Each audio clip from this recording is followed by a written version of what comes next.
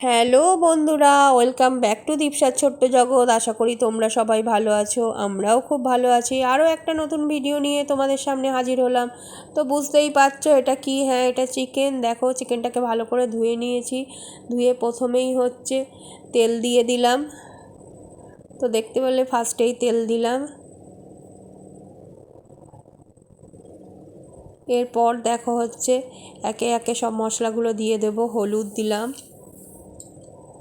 এই প্রথমে ম্যারিনেট করার সময় যা কিছু দিয়ে দেবো, তারপরে আর কিছুই দেব না রান্নার সময়।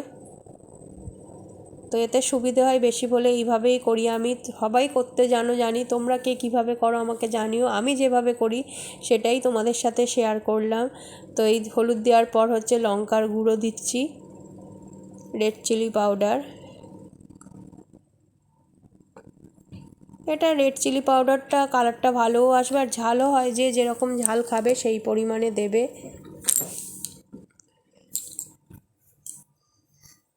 তো এরপর দেখো দিচ্ছি হচ্ছে জিরে গুঁড়ো। আমি ম্যারিনেট করার সময় সব আর কি মশলাগুলো, যেগুলো গুঁড়ো মশলা, সব দিয়ে দেবো। তো জিরে গুঁড়ো দিয়ে দিলাম। এরপর দেখো নুন দিচ্ছি, পরিমাণ মতো নুন। যে যেমন দেবে, খুব বেশি মশলার প্রয়োজন হয় না। তো অল্প মশলাতেই আমি করব, যেহেতু এখন গরমের সময় খুব বেশি রিচ আর কি করব না।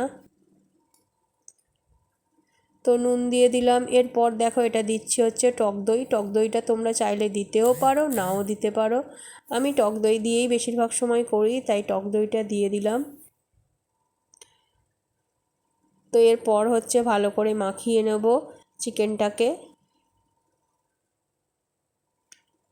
তো টক দই দিয়ে দিলাম। টক দই দিয়ে এরপর ভালো করে চিকেনটাকে মাখাবো। সব সময় যে টক দই দিয়ে করি তা নয়, বেশিরভাগ সময় টক দই দিয়ে চিকেন করলে টক দই দিয়ে করি। দেখো আমার মাখানো হয়ে গেছে।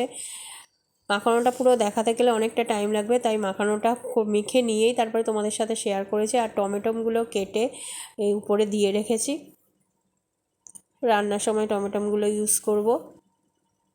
এরপর দেখো হচ্ছে কড়াইতে সর্ষের তেল দিলাম।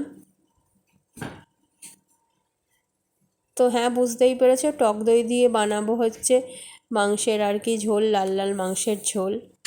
তো চলো দেখা যাক। এই তেল দিলাম কড়াইতে, আলুগুলো ভেজে নেব।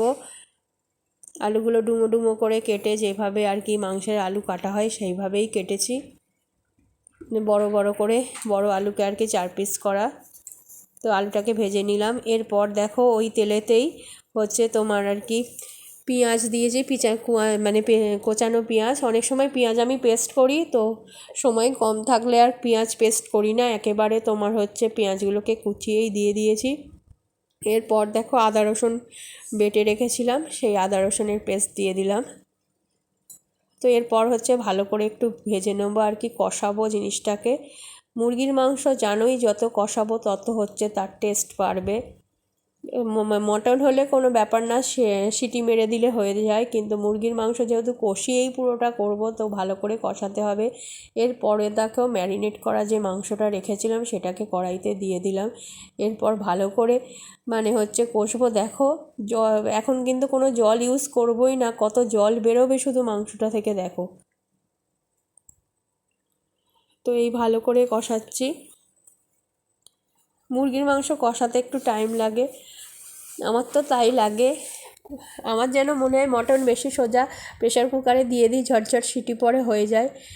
কিন্তু মুরগির মাংস যেহেতু ভালো করে কষাতে হয়। দেখো কতটা হচ্ছে জল বেরিয়েছে, দেখো তেল আর জল মিক্সড, এর মানে তেল এর থেকে হাফ ছিল, তো এই পুরো হাফ জল বেরিয়েছে দেখো।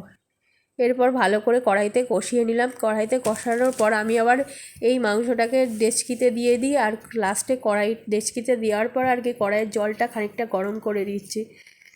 তো আমি পুরোপুরি কড়াইতে পুরোটা করি না, তো ডেচকিতে লাস্টে আর কি তোমার ডেচকিতে করি। তো একটুখানি জল গরম করে ডেচকির মধ্যে দিয়ে দিয়েছি মাংসটার জলটা, তারপরে হচ্ছে আলুগুলোকে দিয়ে দিলাম। এরপর ফুটলেই মোটামুটি আমার রেডি হচ্ছে লাল লাল টক দই দিয়ে চিকেন কারি। কেমন হয়েছে অবশ্যই আমাকে জানিও, লাইক শেয়ার কমেন্ট করে এইভাবে পাশে থেকো।